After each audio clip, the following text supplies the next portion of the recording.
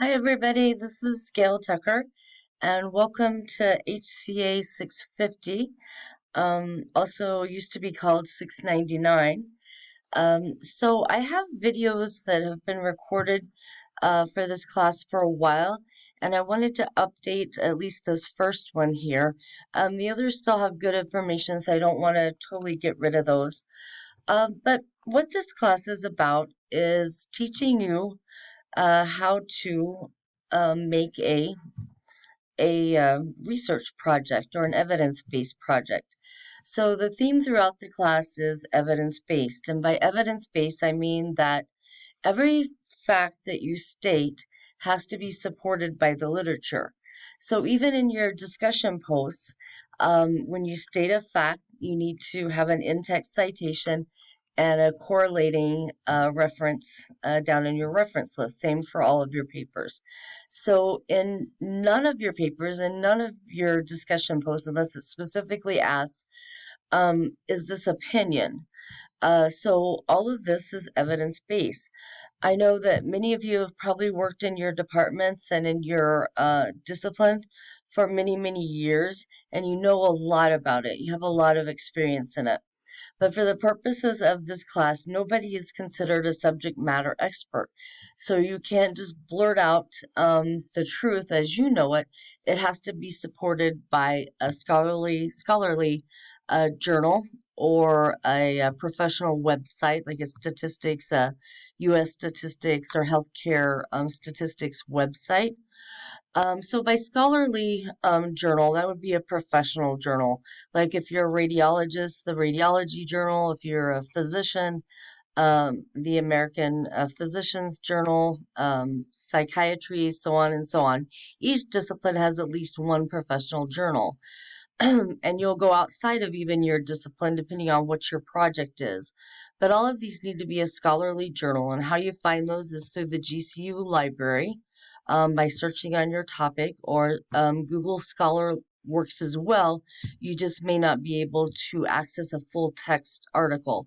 So if you want to do your initial search in Google Scholar just to see what there is, come up with some titles, then you can search for those journals in the GCU library to come up with the full text.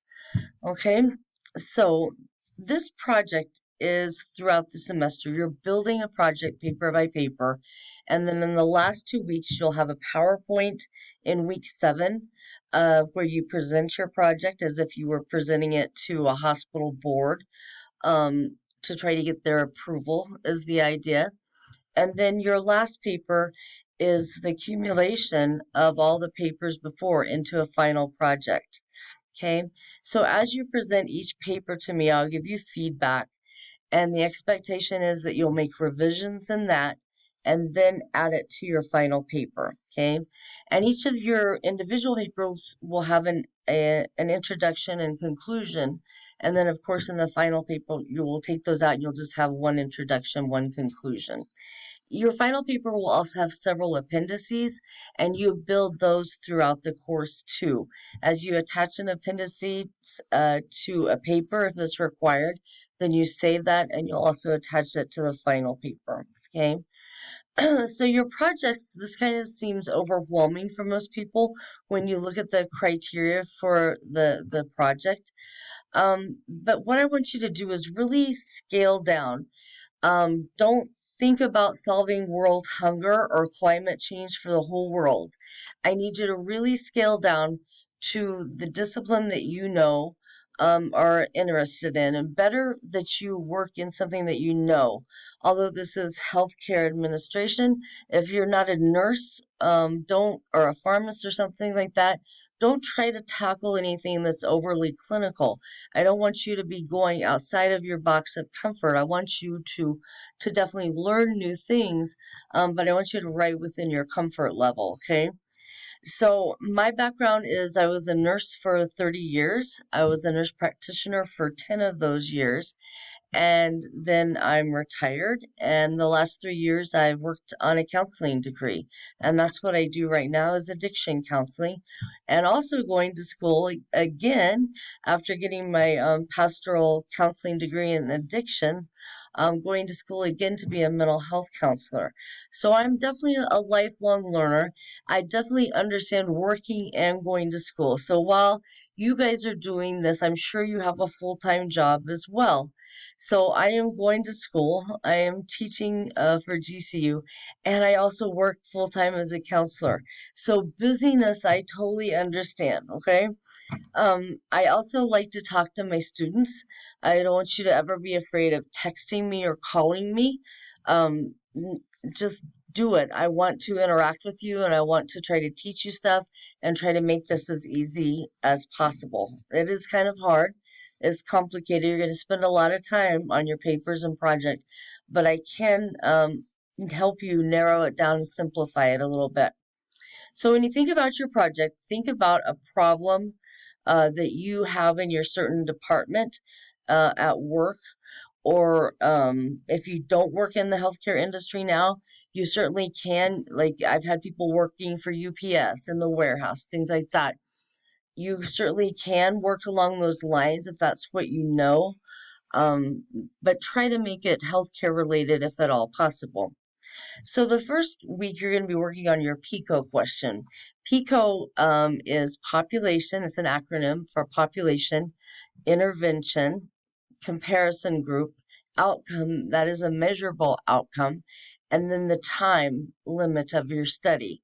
Okay, so population is the population that you're going to study, your participants, okay?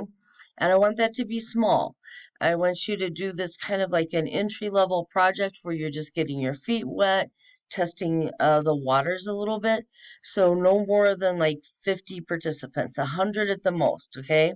Think small. So that's population. Your intervention is something that you're doing to help solve the problem. So let's say that you have a lot of turnover in your emergency department and you want either a way, choose one, to retain staff or to recruit staff. Don't do both. I want you to really narrow down and think about doing one thing. Because everything that you're doing in this project, then you have to define and you have to support by literature. So keep it simple, okay? Don't wear yourself out any more than it already. And it is kind of a time intensive project, okay? So your intervention is one thing that you're going to do to solve your problem, okay? This intervention must be evidence based. So what you're going to do is go out to the literature and search out this problem and see what other people have done in the research arena to solve this problem. So there's some research out there that somebody did to solve a problem very similar to yours. They published it in a journal. It was peer reviewed. So before it got published, other people looked at it and made sure the research was solid, and that it was pertinent. Then they were published, and that's why we know it is good evidence. It's not just out there on WebMD or something like that. Okay, so your intervention is evidence based. So you're going to plan to do this intervention in a very small population, and what you're doing in this project is you're planning a project. You're not actually going to do it. There's no way to complete this project and collect data within an eight week period. So this is very much a hypothetical project and you planning it out. Okay. So once you have your intervention, then you need to come up with a way to measure your outcome and see if you're getting the outcome that you hope for, your hypothesis. That, for instance, retaining staff in the emergency department has to do with market comparable salaries, market comparable benefits, or whatever you come up with, okay? So when you measure your outcome after you hypothetically implement this, then how are you going to measure that outcome of retention? Well, you would probably look at what it is after the intervention, after you do what you plan on doing. You would look at retention maybe at 6 months and then again at a year and measure how long your nurses are staying around. Okay, so that brings us, so that was intervention. Oh, I forgot comparison group, but that's okay. I need to do it in this order. So your outcome is measurable. It's actually a number that you can put into a spreadsheet, okay? It can't be something kind of vague and nebulous. It has to be something measurable, okay? Whatever your outcome measure you decide to have.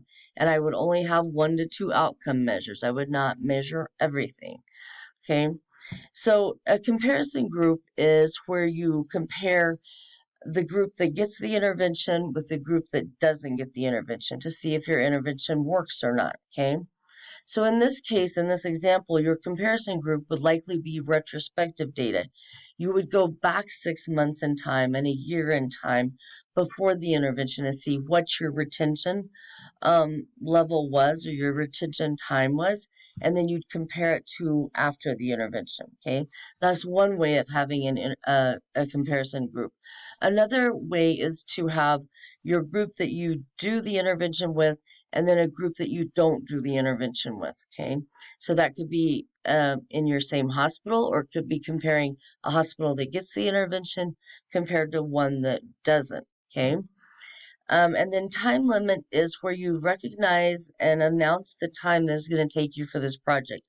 So not only just the implementation of it, like if you're going to run this project over 6 months, no more than a year, keep it simple, but include your planning time, your literature search, educating the staff, educating your data collectors, implementation, data collection, and then presenting your data and getting it published. So you have to include all of that in your time length, okay?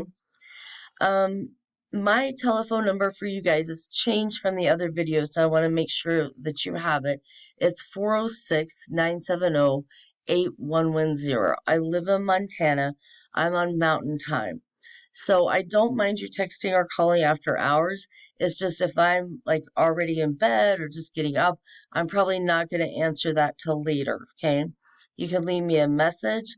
I will let the phone just ring at night, or I'll turn it off. Doesn't mean I don't want to take care of you. Just means that I need to take care of it on the next day, okay? Another very important thing to remember is that your DQs should be the DQ answer for the 2 questions each week.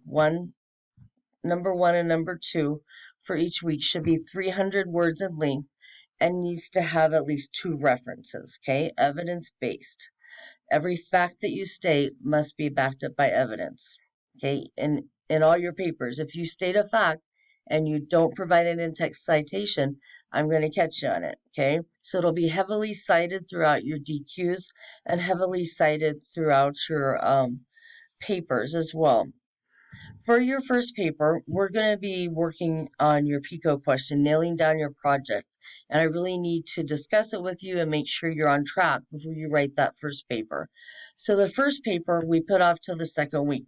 And I can't go into Halo and change due dates right off the bat. So what I have you do on the first paper, week 1 paper, is I'm going to have you just submit a title page with your name, put it in there. Once I have something in the assignment Dropbox, then I can go ahead and I can reassign it to week 2. So week 1 paper is not due until week 2. And in week 2, you'll actually have 2 papers due. You're going to have week 1's paper and week 2. Okay, but you get a little bit of a pass on this first week. We're putting off to week 2 so that we can discuss your PICO question. And I usually have people call me on that, but with 16 or more people in the class, it just gets crazy. So what I'm going to have you do is in the message forum, I want you to present to me your project, your reference that you're getting for your main, intervention. You'll have one main journal article that really represents your intervention and why it's evidence-based. I want you to include that in there and all the components of your PICO. And then I'll work within the message forum to help you fine-tune that, okay? And also provide a phone number and what time you're on, Mountain Time, Central, whatever. And then if I need to, then I'll call you, because sometimes it's just too burdensome to go back and forth, okay?